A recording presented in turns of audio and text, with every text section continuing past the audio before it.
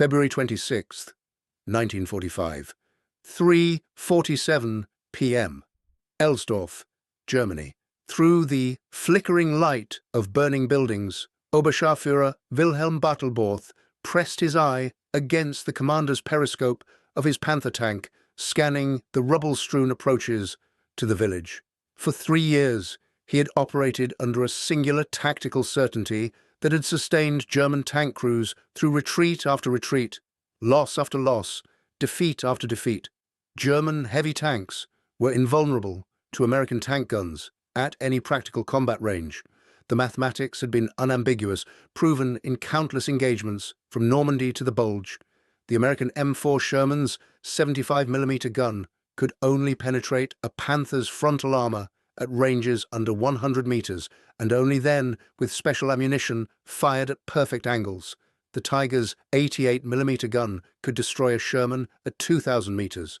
This 500-meter versus 2,000-meter equation had defined every tactical decision, every defensive position, every crew's confidence for 30 months of continuous combat. But in exactly 18 seconds, Wilhelm Bartelborth and thousands of German tank crews like him would begin discovering that the Americans had finally built something that violated every assumption they carried about their enemies, their machines, and their chances of survival. The Panther, commanded by Bartelborth, had taken position in a partially destroyed house, its long 75mm gun covering the main approach into Elsdorf. His crew had fought their way west from Poland through 6 months of continuous retreat, losing comrades and territory, but never losing faith in their vehicles' superiority. They had destroyed dozens of Shermans during the autumn and winter battles, each engagement confirming what every German tanker knew with absolute certainty. American tanks were death traps, under-armored and undergunned, dangerous only in overwhelming numbers. The afternoon light was fading when Bartelborth spotted movement through the smoke 300 meters down the street. The silhouette was unmistakable at first glance.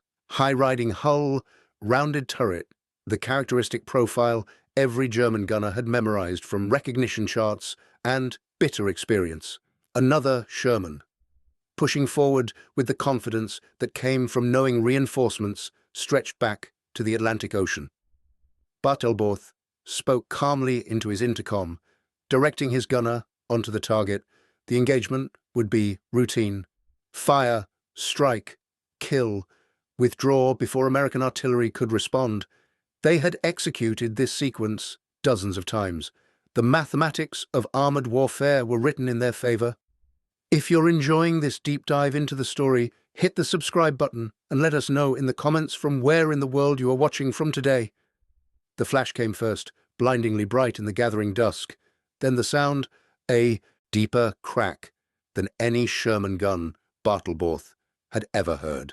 Then the impact, a hammer blow against the Panther's 100mm frontal armor that sent shockwaves through the entire hull. For a fraction of a second, Bartelborth's mind struggled to process what had just occurred. Sherman guns didn't penetrate Panther frontal armor. The mathematics said so. 3 years of combat experience confirmed it. Intelligence briefings guaranteed it. But the armor had been penetrated. The shell, still carrying tremendous kinetic energy after punching through steel that had deflected dozens of previous hits, continued into the fighting compartment. The interior of the Panther became an inferno of metal fragments and explosive force. Bartelborth never learned what had killed his crew, never discovered that the Americans had deployed a new heavy tank mounting a 90mm gun capable of destroying Panthers at ranges exceeding 1,500 meters. Never understood that the tactical certainty he had relied upon for 3 years had become obsolete in the time it took a shell to cross 300 meters of contested ground. The story of German tank crews discovering the Pershing's capability represents one of the most profound psychological reversals of the Second World War. For 30 months, from the Tiger's first deployment at Leningrad in August 1942 until the Pershing's combat debut in February 1945, German heavy tank crews had lived inside machines that seemed to violate the fundamental rules of armored warfare. They could kill any Allied tank at ranges where return fire was impossible. This advantage had sustained morale through catastrophic defeats, sustained hope through impossible odds, sustained the belief that German technological superiority could somehow compensate for crushing material disadvantage. The Tiger I, which had terrorized Allied tank crews since its first appearance, mounted an 88mm KWK-36 gun derived from the legendary Flak 36 anti-aircraft gun. This weapon could penetrate 100 millimeters of armor at 2,000 meters, sufficient to destroy any Allied tank at distances exceeding a mile.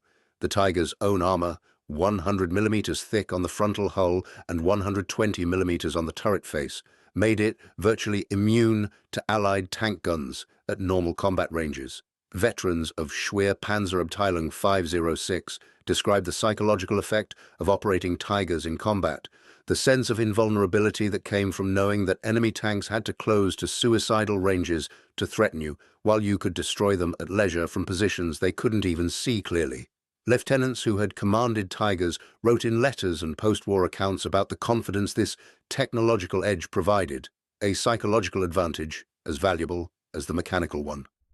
The tactical mathematics were indeed compelling and had been proven in countless engagements. At Villers-Bocage in June 1944, SS Oberscharführer Michael Wittmann's single Tiger destroyed 14 tanks, 2 anti-tank guns, and 13 other vehicles in less than 15 minutes, though Wittmann himself would die in August 1944, months before the Pershing appeared. This tactical dominance created a profound psychological advantage that extended beyond individual battles. Allied tank crews developed what military psychiatrists termed tiger fever, often mistaking any German tank for a tiger and reporting far more Tiger encounters than actually occurred. Intelligence analysis after the Normandy campaign revealed that American units reported Tiger sightings at 5 times the actual number of Tigers deployed. This psychological impact worked both ways. German heavy tank crews developed an almost mystical belief in their invulnerability, painting kill rings on their gun barrels like fighter aces, calculating that even if outnumbered 10-1, their Tigers could destroy enough enemy tanks to make advances prohibitively costly. But 8,000 kilometers away, in Detroit, Michigan, American engineers had been working since September 1942 on a project designated T-26. They were building something that would eliminate the German advantage that had defined armored warfare since 1942. The journey to the M26 Pershing began with a bitter realization in the summer of 1943. American tank design had fallen dangerously behind German developments. The M4 Sherman, which formed the backbone of American armored forces, had been designed in 1941, when the most dangerous German tank was the Panzer IV with its short 75mm gun. By the time Shermans faced Tigers in Italy and Normandy, they were outclassed in every category that mattered in tank versus tank combat: armor protection, firepower, and effective engagement range. The Sherman's 75mm M3 gun could penetrate only 68 millimeters of armor at 500 yards. The Tiger's frontal armor measured 100 millimeters. Simple mathematics made the tactical reality clear. Shermans had to close to point-blank range, under 100 meters, to have any chance of penetrating a Tiger's frontal armor, and even then, only with specialized ammunition and perfect shot placement.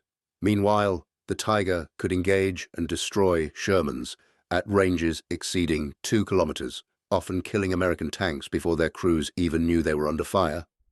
Reports from the Italian campaign in late 1943 and the Normandy invasion in June 1944 documented the psychological toll this disparity created. Tank crews requested transfers to infantry units rather than face German heavy tanks and Shermans. Replacement crews arrived at frontline units, already demoralized by stories from wounded tankers, evacuated to rear hospitals. Unit commanders reported difficulty maintaining offensive spirit among crews who understood the mathematical certainty of their disadvantage. General Jacob Devers, commanding U.S. forces in the Mediterranean theater, sent increasingly urgent requests to Washington for heavy tanks capable of engaging German armor on equal terms. His reports detailed engagements where American tank companies lost half their vehicles attempting to close range on Tigers and Panthers that destroyed them with impunity from defensive positions. The Pershing development program represented a crash effort involving 14 major contractors, 300 subcontractors, and over 50,000 workers across 22 states. Fisher Body Division of General Motors, which had been producing Sherman tanks at its Grand Blanc arsenal in Michigan, received orders to immediately retool for the new heavy tank. The changes required were staggering: new casting techniques for the turret, entirely different transmission systems, heavier suspension components, and, most critically, the integration of the 90mm gun that had previously been used only in tank destroyers and anti-aircraft roles. The 90mm M3 gun was a marvel of American engineering achievement. Developed from the successful 90mm anti-aircraft gun, it fired a 24-pound armor-piercing round at velocities exceeding 2,800 feet per second. The standard M82 armor-piercing capped round could penetrate 119 millimeters of armor at 500 yards, enough to punch through a Tiger's frontal armor at combat ranges. The newer T-30E16 high-velocity armor-piercing round with its tungsten carbide core could penetrate 221 millimeters at the same range, enough to threaten even the mighty King Tiger's frontal protection. The development was shrouded in unprecedented secrecy for an American weapons program. Workers at the Fisher Tank Arsenal were told they were building an improved Sherman variant. Components were manufactured in separate facilities to prevent anyone from understanding the complete design. Subcontractors produced parts without knowing what vehicle they would ultimately equip. When the first 20 Pershings were sent to Europe in January 1945, they were listed in shipping manifests as heavy maintenance equipment and covered with waterproof tarps that concealed their true nature. January 15th, 1945.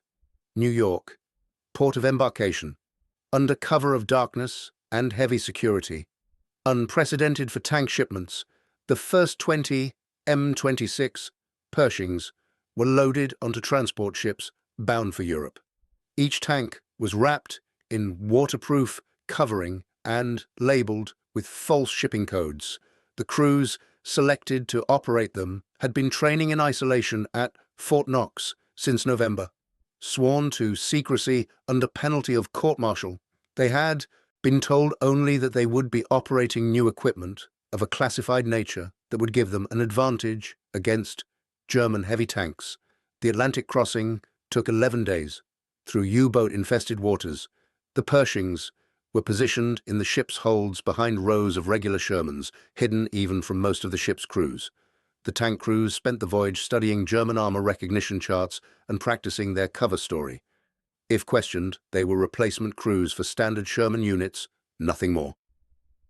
The Pershings arrived at Antwerp on January 26, 1945, again under cover of darkness. They were immediately transported by special trains to the 3rd Armored Division's maintenance area near Düren, Germany. Here, the crews conducted final preparations, while Division Commander Major General Maurice Rose personally briefed battalion commanders on the new weapon. The briefings emphasized 2 points. First, the Pershing's 90mm gun could penetrate any German tank at normal combat ranges. Second, the tank's existence must remain secret as long as possible to maximize tactical surprise. February 25, 1945. The first 4 Pershings were assigned to the 3rd Armored Division's push toward the Rhine. They were distributed, 1 per task force, hidden among regular Sherman companies with strict orders to avoid engagement unless facing German heavy tanks. The crews painted them with standard olive drab camouflage and added unit markings to make them blend in with Sherman companies, though their longer guns and lower profiles made them distinctive to trained eyes. The German intelligence failure was complete and catastrophic, despite having one of the most effective military intelligence services of the war. The Wehrmacht had no idea the Pershings existed. German commanders believed Americans had chosen quantity over quality as a permanent doctrine, mass-producing adequate Shermans rather than developing heavy tanks. They couldn't conceive that American industry could pivot to producing heavy tanks while simultaneously maintaining Sherman production at levels Germany couldn't match for all tank types combined. German intelligence assessments from late 1944, captured after the war and analyzed by American and British intelligence services, revealed the depth of this miscalculation. Wehrmacht reports assumed American tank development had stagnated, that the Sherman represented the peak of American design philosophy, prioritizing reliability and numbers over individual vehicle capability. This assessment wasn't entirely wrong. The Sherman did prioritize those factors. The intelligence failure lay in assuming Americans couldn't also produce heavy tanks when battlefield necessity demanded it. February 26, 1945. Near Elsdorf, Germany marked the first Pershing combat loss and the first German encounter with the new American heavy tank. The T-26E3, nicknamed Fireball, was positioned to overwatch a roadblock when a Tiger I emerged from concealment at approximately 100 yards. The Tiger's 88mm gun spoke first. Silhouetted by a nearby Fireball was in a disadvantageous position that negated its armor advantage. The Tiger's first round struck the Pershing's gun mantlet, penetrating through the machine gun port. The shell killed both the gunner and loader instantly. The second shot hit the gun barrel, causing the round in the chamber to fire with the effect of distorting the barrel and rendering the main gun inoperable. The third shot glanced off the turret side, taking off the upper cupola hatch. The crew bailed out as the Tiger reversed to change position, but the German tank became entangled in debris and was abandoned by its own crew. This engagement provided the first data point for German tank crews, though they didn't yet understand its significance. A Tiger crew reported destroying an unidentified American tank with a longer gun than standard Shermans at close range. The tank had taken multiple hits to be disabled, rather than the single shot that typically destroyed Shermans. The report circulated through panzer units with curiosity but not alarm. Perhaps an upgunned Sherman variant or a tank destroyer mistakenly identified as a tank. However, Fireball was quickly recovered by American maintenance units and repaired, returning to service on March 7th. This recovery capability, the ability to repair and return damaged tanks to service in days rather than weeks, represented another American advantage German crews didn't yet recognize. Our German maintenance infrastructure had collapsed under bombing and the chaos of retreat. Damaged tanks were increasingly abandoned rather than recovered. American maintenance units operated with spare parts, skilled technicians, and transportation assets that made repair practical even close to front lines. Over the next week, scattered reports began reaching German headquarters about encounters with an unidentified American tank. A Panther crew reported being destroyed at 1,800 meters by a single shot from an American vehicle they couldn't identify. This range was impossible for a Sherman's 75mm gun. Most disturbingly, every report mentioned the same detail: a gun barrel that appeared significantly longer and larger diameter than the standard Sherman's armament. German intelligence officers attempted to reconcile these reports with their understanding of American tank development. Some theorized the Americans had finally deployed their M-36 tank destroyer in large numbers, though tank destroyers didn't have turrets and operated differently than tanks. Others suggested the British had shared their 17-pounder Firefly Shermans with American units. None considered the possibility that Americans had developed and deployed an entirely new heavy tank. March 6, 1945. Cologne. The engagement at Cologne Cathedral would become the most documented American-German tank duel of World War II, captured on film by Signal Corps cameraman Jim Bates. The day began with German forces positioning remaining tanks around Cathedral Square. Panther commander Oberleutnant Wilhelm Bartelborth, commanding a Panther from Panzer Brigade 106, felt confident despite the American approach. The square's open space gave clear fields of fire, and positions behind rubble provided partial hull cover. At 15:20 hours, Bartelborth spotted movement near the destroyed Geryon Hotel. Through his periscope, he saw what he initially reported as a Sherman variant, with an extended gun, approaching down Komödienstrasse. 2 Shermans from Easy Company, 3rd Armored Division, pushed forward toward the cathedral. They hit a pile of debris and paused, calling for a bulldozer to clear the obstacle. In that moment of vulnerability, Bartelborth's gunner fired. The first 75mm shell struck the lead Sherman's turret mantle twice, penetrating the armor and killing the driver and another crewman instantly. The explosion mortally wounded the commander. The second Sherman attempted to reverse, but a third shot from the Panther struck its tracks, immobilizing it. The crew bailed out before the Panther could fire again, escaping down a side street. Bartelborth had executed a textbook engagement. 2 American tanks destroyed in less than 30 seconds without taking return fire. His Panther remained in position, gun-oriented down Komödienstrasse, waiting for the next American vehicle to appear. The tactical situation seemed clear. American forces were pushing toward the cathedral, and he held a position that gave him first-shot advantage on any tank attempting to advance. Staff Sergeant Robert Early, commanding the Pershing nicknamed Eagle 7, had been advancing on a parallel street when he heard the engagement over the radio. His crew, including 21-year-old gunner Corporal Clarence Smoyer, had trained on the Pershing for 3 months. They knew the tank's capabilities and understood they were operating equipment German crews had never encountered. Early made a tactical decision based on the Pershing's advantages. Rather than confront the Panther head-on down Komödienstrasse, where it held position, he would approach from An den Dominikanen, a parallel street that would bring Eagle 7 into Marseillenstrasse, giving them a flanking shot into the Panther's side armor. The 90mm gun could penetrate the Panther's side armor at any angle from any practical combat range. Signal Corps cameraman Jim Bates had positioned himself in a building overlooking the intersection. He had been documenting the 3rd Armored Division's advance for weeks, but this moment felt different. The tension was palpable.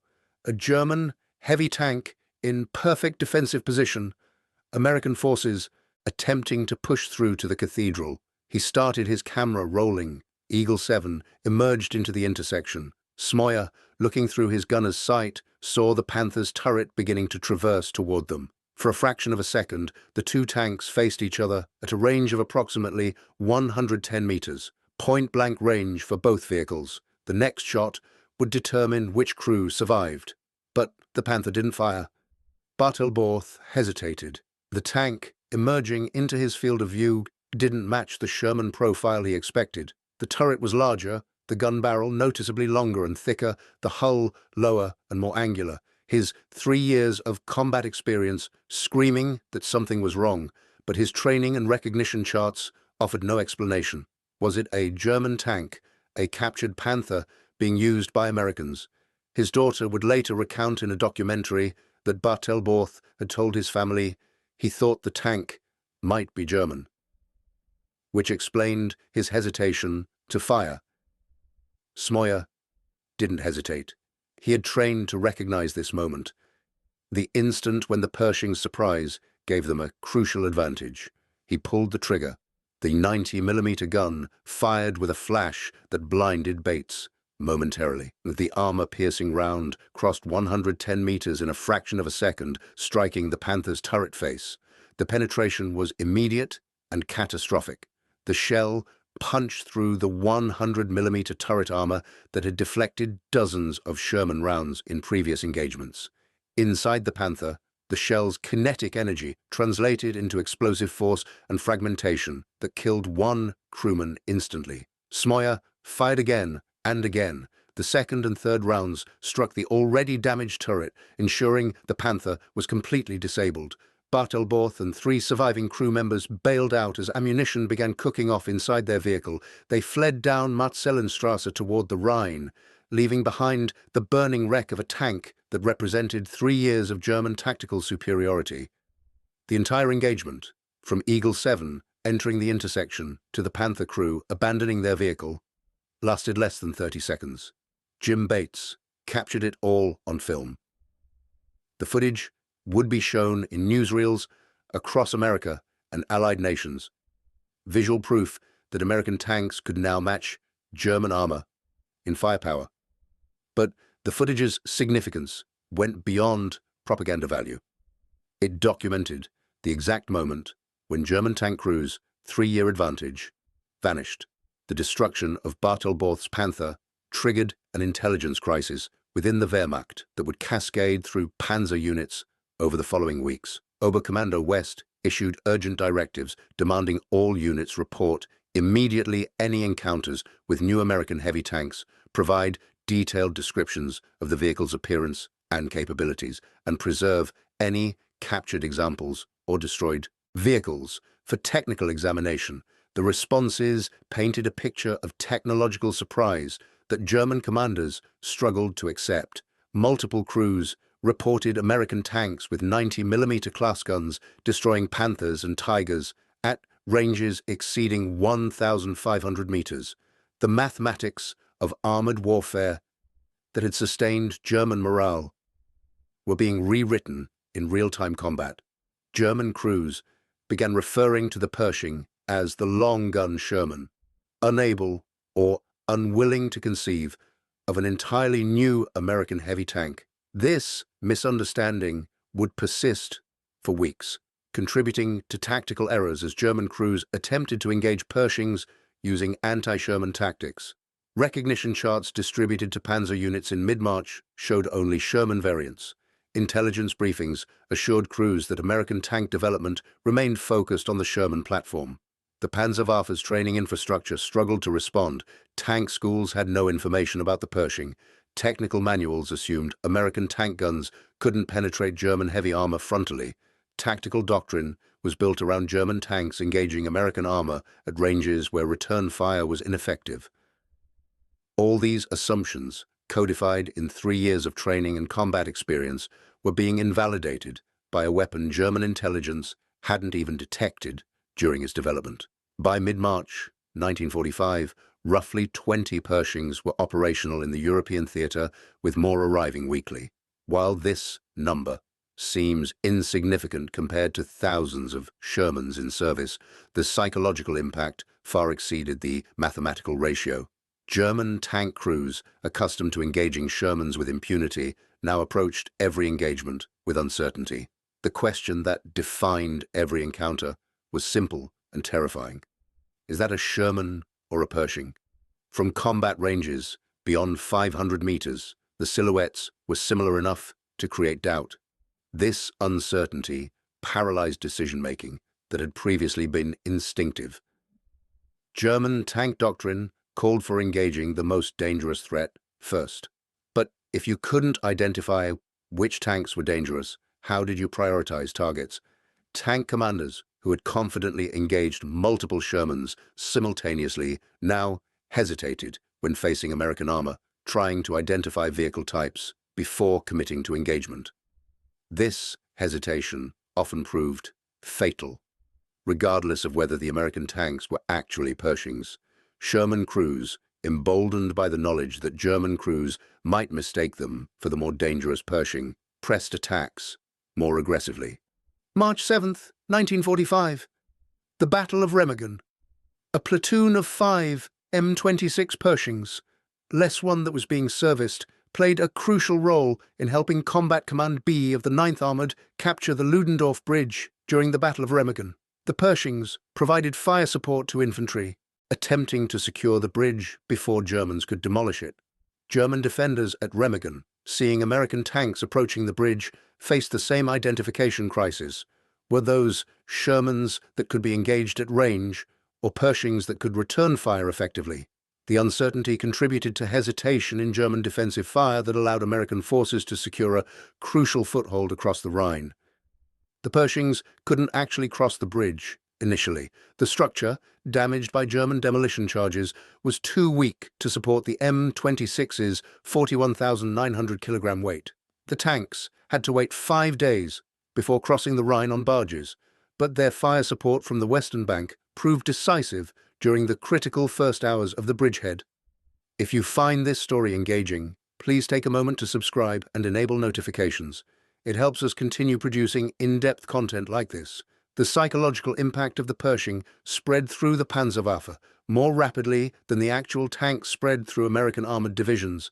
Tank crews who had never encountered a Pershing, nevertheless, altered their tactics based on reports from other units. The mere possibility of facing American tanks with 90mm guns changed battlefield calculations. German tactical doctrine had been built on the assumption of technical superiority compensating for numerical inferiority. Defensive positions were chosen based on Tigers and Panthers, being able to engage American armor at ranges where return fire was ineffective. Offensive operations assumed German heavy tanks could punch through American positions with acceptable losses. Both assumptions were now questionable. Senior German commanders attempting to assess the Pershing threat faced incomplete and often contradictory information. How many Pershings had Americans deployed? Reports varied wildly, from dozens to hundreds. What were the tank's actual capabilities? Field reports suggested it could penetrate Panther armor frontally, but at what ranges? Could it threaten King Tigers? The Wehrmacht's intelligence apparatus, already degraded by 3 years of retreat and Allied bombing, couldn't answer these basic questions. The capture of damaged Pershing components from the knocked-out tanks provided German engineers with their first physical evidence of American heavy tank development. Examination of shell fragments and armor samples from the Pershing hit at Elsdorf revealed construction techniques that challenged German assumptions about American industrial capability. The armor was well sloped, similar to the Panther's design philosophy. The frontal armor measured 115 millimeters at 46 degrees, providing effective protection comparable to much thicker vertical armor. German engineers had assumed Americans lacked the metallurgical expertise and manufacturing precision for this type of advanced armor design. The evidence proved otherwise. The 90mm gun barrel recovered from a damaged Pershing showed precision machining that equaled German standards. The barrel's length and chamber design indicated muzzle velocities significantly higher than the Sherman's 75mm gun. Calculations based on the physical evidence suggested the gun could indeed penetrate 100 millimeters of armor at 1,000 meters or more. German technical officers reported that this wasn't simply an upgraded Sherman. Every component represented advanced engineering comparable to or exceeding German tank design. The realization that Americans had developed a heavy tank comparable to Panthers while maintaining Sherman production at levels Germany couldn't match for all tank types combined created a psychological shock among Wehrmacht technical staff who had believed American industry could produce quantity but not quality.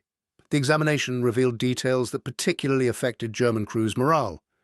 Reports circulated through panzer units about the Pershing's interior spaciousness compared to German tanks, better crew ergonomics that reduced fatigue during long operations, advanced ammunition storage systems designed to prevent catastrophic explosions, and interior features like padded surfaces and proper lighting that showed attention to crew comfort. German designs had sacrificed for performance. The knowledge spread through the Panzerwaffe, rapidly affecting morale that had already been weakened by constant retreat and material shortages. Tank crews who had maintained their fighting spirit despite overwhelming odds now faced a different reality. The Americans had eliminated their last significant advantage. The psychological impact was reflected in increasing reports of mechanical breakdowns, resulting in tank abandonment. Crews who would previously have attempted field repairs under fire now declared vehicles irreparable at the first mechanical issue. Tank recovery vehicles reported finding abandoned German tanks with minor problems, loose tracks, empty fuel tanks, thrown treads that crews would have routinely fixed weeks earlier. As American forces pushed eastward across Germany in late March and early April 1945, German tank crews found themselves in an impossible psychological position. They were ordered to hold defensive positions against American advances, but they no longer knew what they were facing. Every engagement became a lethal gamble. Were those Shermans or Pershings approaching? The pattern repeated across the front. German tanks that had once stood their ground now withdrew at first contact with American armor. Defensive positions that should have held for days collapsed in hours. The material impact of 20 Pershings among thousands of American tanks was minimal from a purely statistical perspective. But the psychological impact was paralyzing. April 1945 saw the complete breakdown of organized German armored resistance in the West. Units that still possessed operational tanks often refused to engage American armor without guarantee that no Pershings were present. Since no such guarantee was possible, many units essentially ceased offensive operations entirely. The Battle for Dessau on April 21st through 24th exemplified the new reality. German defenders, despite having operational Panthers and Tigers, adopted purely defensive positions and avoided engaging American armor at range. The American attack, which included Pershings among regular Shermans, met minimal organized resistance as German crews chose withdrawal over engagement with potentially superior American tanks. Tank aces who had accumulated dozens of kills abandoned their vehicles rather than face possible Pershings. Hauptmann Joseph, a Panther commander with 43 confirmed kills since Normandy, surrendered his tank and crew to American infantry rather than engage American armor whose composition he couldn't determine. The mere rumor of Pershings in a sector could cause German armored units to withdraw from otherwise defensible positions. The Panzerwaffe that had conquered France in 6 weeks and nearly defeated the Soviet Union had lost its will to fight, not through material destruction, but through psychological collapse. The certainty that had sustained German tank crews through 3 years of increasingly desperate combat had been shattered by American engineering that proved German technological superiority was neither permanent nor guaranteed. As German resistance collapsed in late April and early May 1945, thousands of German tank crew members became prisoners. Their interrogations, conducted by U.S. Army intelligence officers and preserved in archives, revealed the profound psychological impact of discovering American heavy tank capability.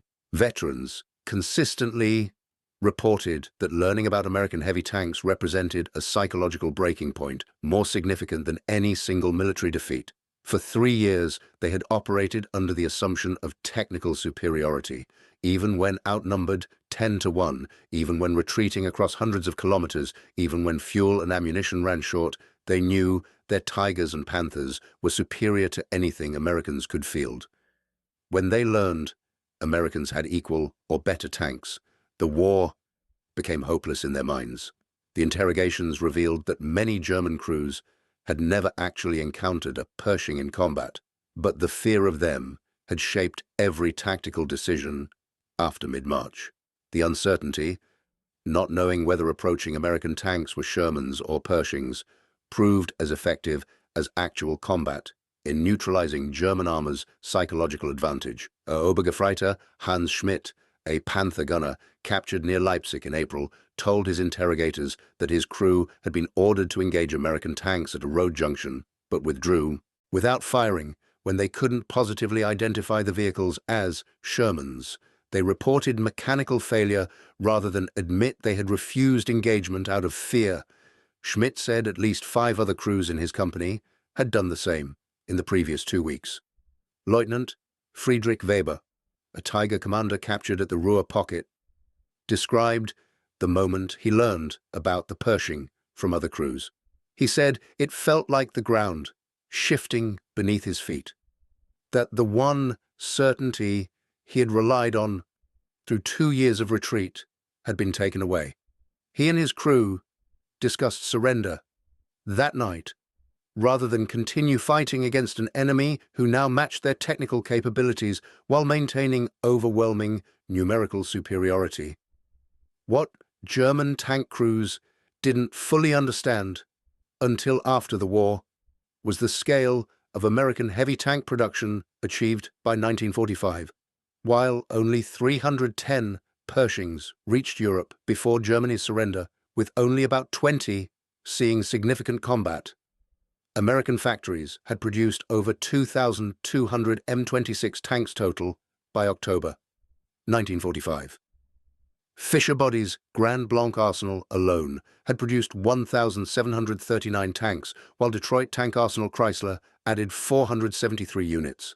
The assembly lines, once fully converted, could complete a Pershing every few hours, compared to the days or weeks required for German Tiger production. This production capacity, invisible to German crews during combat but revealed after surrender, completed the psychological destruction. By comparison, Germany had produced only 1,347 Tiger I tanks and 492 King Tiger tanks during the entire war. Even at peak production in mid-1944, German factories completed fewer than 100 heavy tanks per month. American Pershing production, ramping up in early 1945, exceeded German heavy tank production, even as German industry collapsed under Allied bombing. The production facilities told their own story. American tank production infrastructure dwarfed anything Germany had achieved.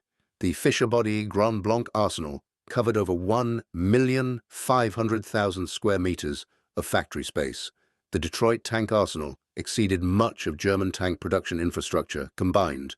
The ability to rapidly convert from Sherman to Pershing production while maintaining output demonstrated industrial flexibility Germany never possessed.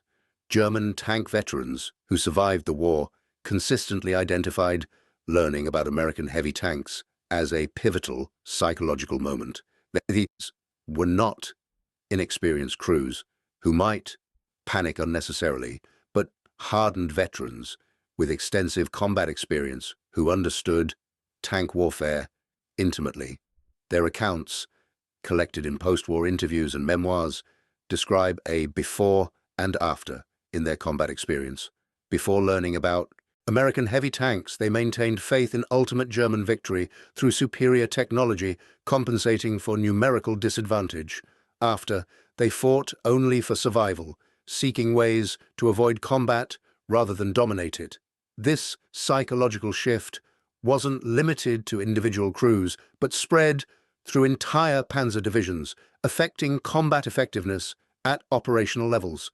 The reaction of veteran crews differed markedly from their response to other Allied innovations. When faced with numerical superiority, they had adapted tactics, using mobility and firepower to engage on favorable terms. When faced with Allied air supremacy, they learned to move at night and use concealment. When faced with improved Soviet tanks like the T-34-85 and IS-2, they adjusted engagement ranges and tactics. But technological parity in tank design, the one advantage they had counted on since 1942, offered no tactical solution. If Americans could build tanks as good as German tanks while maintaining production advantages, what hope remained for German victory or even survival? Nothing symbolized the German psychological collapse more than the fate of King Tiger crews in the war's final weeks. The King Tiger represented the pinnacle of German tank design. 68,000 kilograms of armor and firepower, 150 millimeters of frontal armor, an 88 millimeter KWK-43 gun that could destroy any Allied tank at ranges exceeding 2,000 meters. The King Tiger had been essentially invulnerable to frontal attack throughout its combat career. Yet by April 1945, King Tiger crews were increasingly reluctant to engage American armor. The King Tiger's capabilities should have maintained superiority over the Pershing. However, the psychological impact of knowing Americans possessed heavy tanks with powerful 90 millimeter guns created paralysis. Crews that had once engaged confidently now hesitated, unsure whether they faced Shermans they could destroy with impunity or Pershings that could threaten them. Post-war analysis revealed how completely German intelligence had failed to detect the Pershing program. Despite extensive spy networks and signals intelligence capabilities, the Wehrmacht had no knowledge of American heavy tank development until Pershings started appearing in combat. The intelligence failure went deeper than missing a specific weapons program. German intelligence had fundamentally misunderstood American industrial capability and national will. They knew Americans produced many tanks.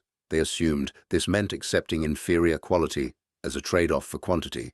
They couldn't conceive that American industry could pivot to producing heavy tanks while maintaining mass production of Shermans at levels that exceeded all German tank production combined. This fundamental misunderstanding of American industrial culture and capability would prove more decisive than any battle. The irony was that the Pershing's psychological impact far exceeded its actual combat performance. While superior to German tanks, in many respects, the Pershing had its own problems. The transmission proved unreliable, with mechanical breakdowns not uncommon. The gun, while powerful, had a slower rate of fire than German 88mm guns. The armor, though well sloped, was actually thinner than King Tiger armor in terms of raw thickness.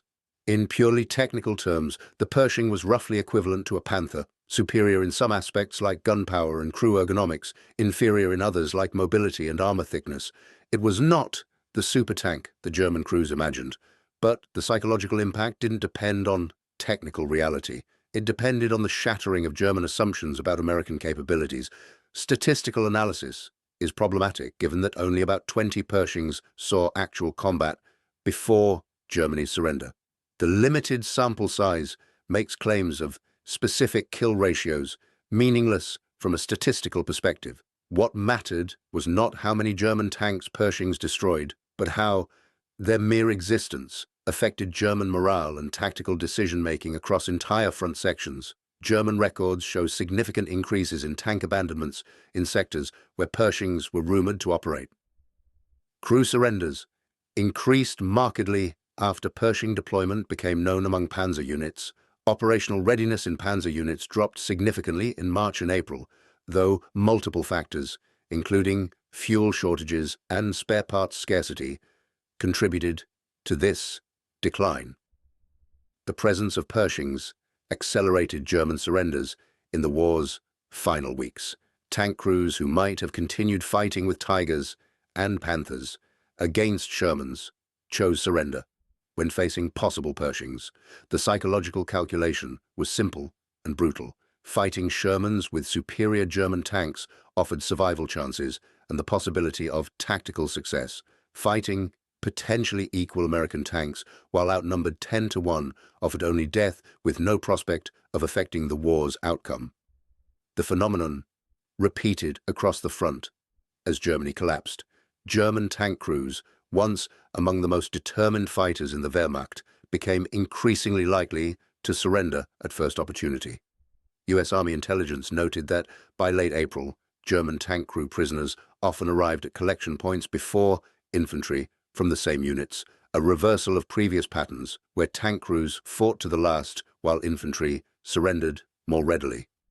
Remarkably, German tank units transferred from the Eastern Front experienced severe psychological shock when learning about American heavy tanks.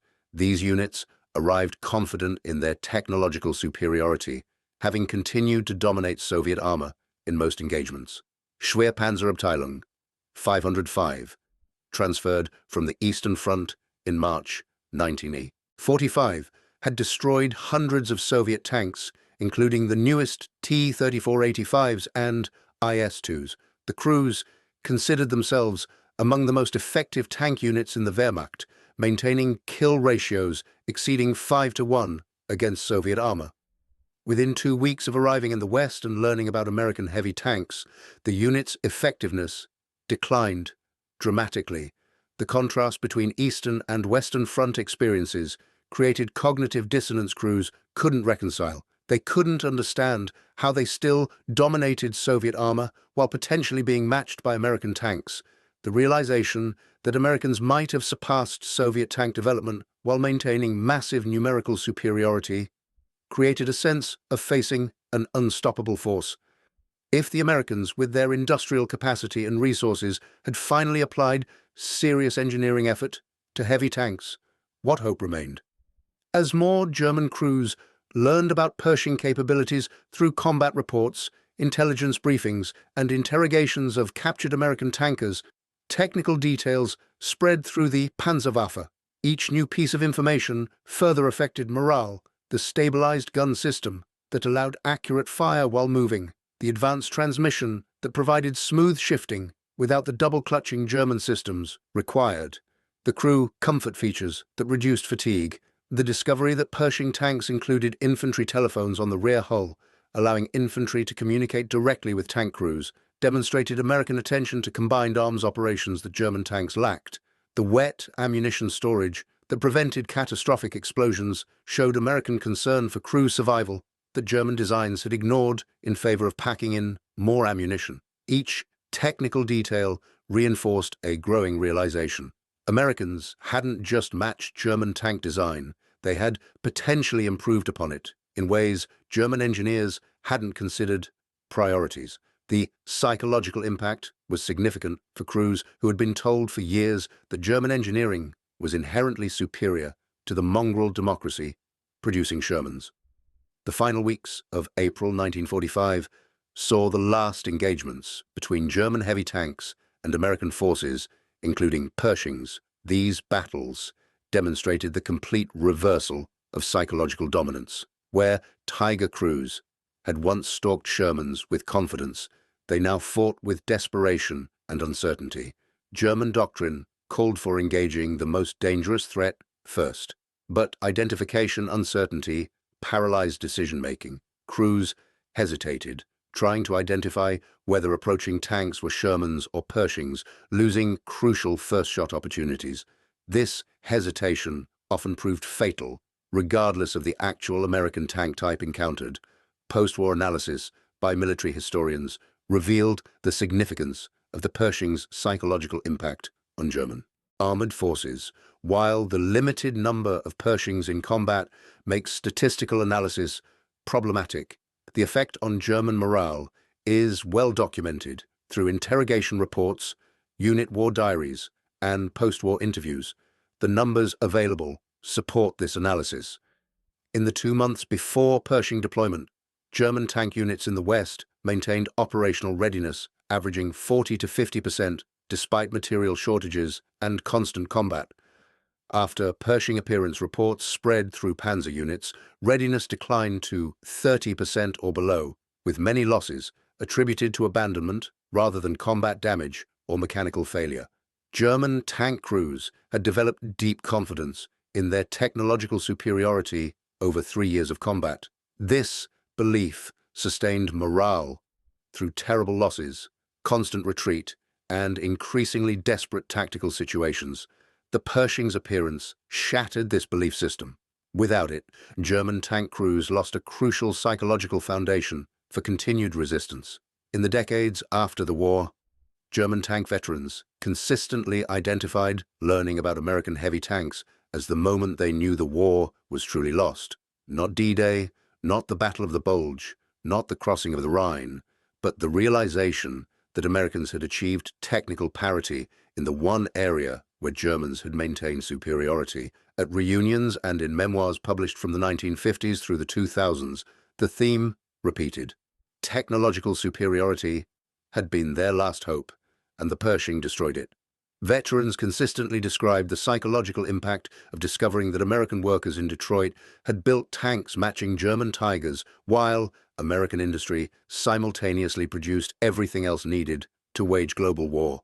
The industrial democracy they had been taught to despise had achieved technical parity while maintaining overwhelming production advantages and superior logistical capabilities.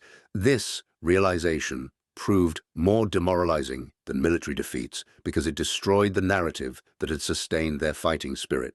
What German crews never fully learned during the war would have destroyed any remaining morale. The Pershing was just the beginning of American heavy tank development. The T-26 E-4 Super Pershing, with its enhanced 90mm gun, saw limited production of 25 units, with one reaching combat in Europe. The T-26 E-5, with increased armor up to 279mm thickness, existed in 27 prototypes. Beyond these, the T-29 heavy tank, with a 105mm gun, was in prototype phase. The T-30, with a 155mm gun, existed in development. American tank design hadn't just caught up. It was accelerating past German capabilities while maintaining production advantages Germany never possessed, even at peak efficiency. Beyond tactical and technical impacts, The Pershing created a moral crisis for German tank crews, particularly those in Waffen-SS panzer units. They had been told they were fighting for German technological and racial superiority. The appearance of superior American tanks, built by what Nazi propaganda called racially inferior mongrels, challenged the ideological foundation of their fight. The cognitive dissonance was particularly severe for Waffen-SS tank crews selected for ideological reliability. These men had accepted Nazi racial theory as justification for their actions. The Pershing's existence challenged the entire worldview that had sustained their fighting spirit through terrible losses. If Americans could build superior tanks, what did that say about racial superiority theories? What did it say about the inevitable triumph of German culture over American materialism? The final accounting of Pershing impact reveals a complex story. In total, 310 Pershings reached Europe before Germany's surrender, but only about 20 saw actual combat. This limited deployment makes specific kill ratio claims statistically meaningless. What mattered was not how many German tanks Pershings destroyed through direct combat, but how their mere existence affected German morale and tactical decision-making. German records show significant increases in tank abandonments in sectors where Pershings were rumored to operate, though not confirmed. Crew surrenders increased markedly after Pershing deployment became known. Operational readiness in panzer units dropped significantly, though multiple factors, including fuel shortages and manufacturing quality decline, contributed to this. The greatest irony of the Pershing's impact was that German tank development had actually produced designs that might have exceeded American capability, but too late and in too few numbers to matter. The Panther II, E-50, and E-75 programs represented advanced designs that might have maintained German technical superiority, but they existed only on paper or in prototypes when Pershings were entering mass production. This contrast embodied the fundamental difference between German and American approaches to warfare. Germans sought technical perfection in individual weapon systems, accepting delays and limited production runs to achieve theoretical superiority. Americans sought sufficient quality in massive quantities, accepting that individual vehicles might not be perfect if they could be produced in overwhelming numbers. When Americans achieved technical parity with the Pershing while maintaining production superiority that could deliver thousands of these tanks within months, German resistance became mathematically impossible. The psychological shock of this realization left lasting impacts on German military thinking well into the post-war period. The German military that emerged in West Germany during the 1950s developed a healthy respect for American industrial capacity that persists to this day. Bundeswehr doctrine emphasized that technological superiority alone could never again be assumed as a strategic advantage. Numbers mattered, industrial capacity mattered, the ability to sustain production while taking losses mattered. Many German veterans who immigrated to America after the war cited the industrial might they witnessed, symbolized by the Pershing, as a factor in their decision. If America could produce such weapons while maintaining democratic freedoms and prosperity, perhaps the American system was worth embracing rather than fighting. Today, surviving Pershings stand in museums worldwide, silent testimony to American industrial achievement. At the Patton Museum at Fort Knox, a Pershing stands beside a captured King Tiger. The placard notes their rough technical equivalence, but doesn't capture the psychological revolution the American tank created when it appeared on battlefields in early 1945. German veterans visiting these displays often reflected on the shock of discovering American heavy tank capability, not just the tank itself, but what it represented. American industrial capacity finally focused on matching German quality while maintaining quantitative superiority. The realization that they hadn't just been fighting American industry, but American industry operating at perhaps 20% of its true potential if fully mobilized for heavy tank production. The full impact of the Pershing can be understood through verified numbers that tell the story of psychological warfare. Only 20 Pershings saw significant combat, making specific kill ratios statistically meaningless. 310 Pershings reached Europe before VE Day. 2,220 total M26 tanks were produced by October 1945. German production 1,347 Tiger I and 492 King Tiger tanks during the entire war. Fisher Body alone produced 1,739 Pershings. Chrysler added 473. These numbers reveal that the Pershing's psychological impact far exceeded its limited combat deployment. The knowledge that Americans could mass-produce heavy tanks while Germany struggled to maintain existing vehicle production proved as demoralizing as actual combat losses. The story of German tankers discovering the Pershing's capability provides timeless lessons about warfare psychology and industrial capacity. It demonstrates that technological superiority alone cannot sustain military effectiveness without the industrial base to support it and the strategic depth to absorb losses. More fundamentally, it shows how psychological factors can outweigh material ones in warfare. The Pershing's psychological impact far exceeded its actual combat presence. 20 tanks contributed to breaking the spirit of the once proud Panzerwaffe. Not through overwhelming combat victories that could be measured in destroyed vehicles, but through shattering the myth of German technical superiority that had sustained morale through 3 years of retreat. The German tankers who had entered the war supremely confident in their technological superiority ended it discovering that American industrial democracy had matched and potentially exceeded their best efforts. The psychological journey from hunters to hunted, from superior to potentially inferior, occurred in just 8 weeks, from the first Pershing combat in late February to Germany's surrender in early May. The Pershing's true victory wasn't measured in destroyed German tanks. With only 20 in combat, statistical analysis is impossible. But in destroyed German certainty, tank crews who had fought against overwhelming odds for years, sustained by faith in their technological edge, lost that faith when American heavy tanks appeared. In the end, the M26 Pershing accomplished what thousands of Shermans couldn't. It contributed to breaking the German tanker's spirit, not through overwhelming numbers or superior tactics, but through the simple, devastating proof that American engineering had caught up, that the industrial democracy Germans had dismissed as incapable of quality production had built heavy tanks matching their best. The long gun that German crews saw through their periscopes in those final battles wasn't just a weapon. It was the end of an era, the death of a certainty, the proof that 3 years of technological superiority had been temporary rather than inherent.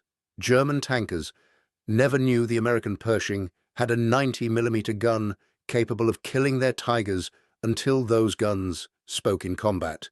When they did, the myth of invincibility died. The hunters had become the hunted, and they knew it. In that knowledge lay the psychological collapse that helped end the war in Europe.